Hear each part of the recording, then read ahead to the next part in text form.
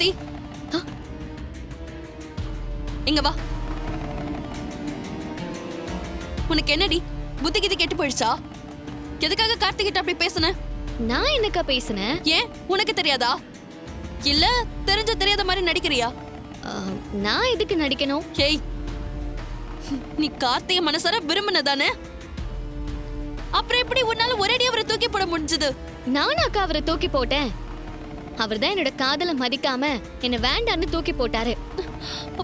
எனக்காக அம்மா இறங்கி வந்து கார்த்தி மாமாவை கல்யாணம் பண்ணிக்க சம்மதிச்ச பிறகும் அவர் இங்க வந்து எப்படி பேசினாரு நீயே பார்த்தல்ல. ரேவதி, கார்த்தி அப்படி சொல்றாருன்னா அதுல கண்டிப்பா காரணம் இல்லாம இருக்காதுடி. அதுக்காக நீ எடுத்தும் கௌத்தன முடிவு பண்ணுவியா? இது உன் வாழ்க்கை பிரச்சனை. எல்லாம் கூடி வர நேரத்துல ஏன் இப்படி பண்ற? ஆமாக்கா, இது என்னோட வாழ்க்கை பிரச்சனை. அதனாலதான் மாமாக்கு மேல விருப்பம் இல்லைன்னு தெரிஞ்சதும் நானே விலகிட்டேன். ஏய், கார்த்திக் உன் மேல விருப்பம் இல்லைன்னு நீ நம்புறியா? இனி எதை நம்ப சொல்றக்கா?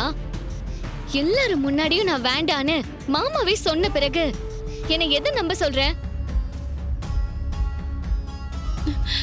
இல்ல ரேவதி, கார்த்திக்கு உன்னை ரொம்ப பிடிக்கும். அக்கா, என்ன மாதிரி தான் நீயும் அவரை தப்பா புரிஞ்சிட்டு இருக்க.